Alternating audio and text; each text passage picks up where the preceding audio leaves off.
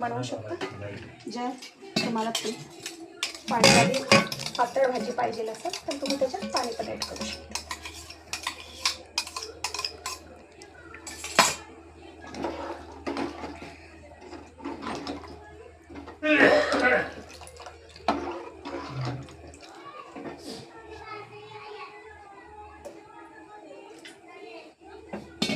आमच्या घराची सगळी पातळ भाजीच खातात म्हणून आम्हाला पातळ भाजीच लागते.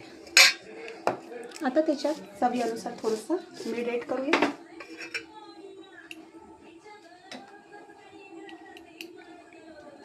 तुम्ही तुमच्या अंदाजेप्रमाणे त्याच्यात मीठ ॲड करू शकता.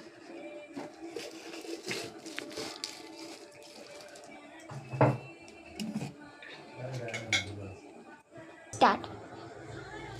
बघा गाईड्स, आता आम्ही 1 वाटी भात लावून राहिलो का की आमच्या घरी आहेत 4 जण, त्यांना एवढं भात भरपूर असतं.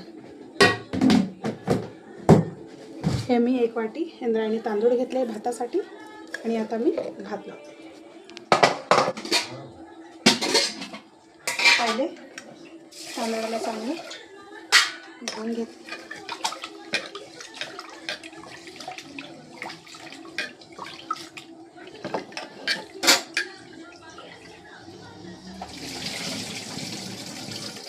दोन पाण्याने चांगल्या तांदळाला आधी धुवून घ्यायचं.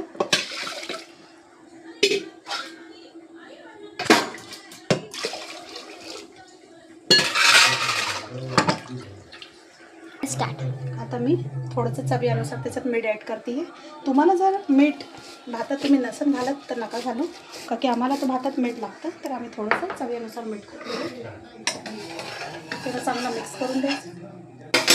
आता आम्ही बंद करू कुकरचं झाकण.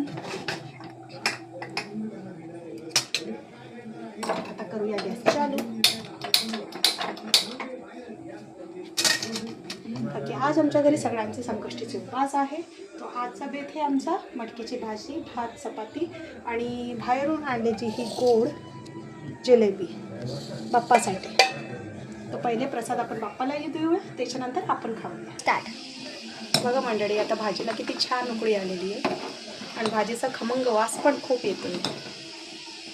एक 10 ते 15 मिनटात आपली भाजी रेडी होऊन जाणार आहे. आता आपण झाकण ठेवूया त्याच्यावर. हे बघा मंडळी, मी आता हे ताट आपलं सजवलं आहे आपल्या लाडक्या बाप्पांसाठी.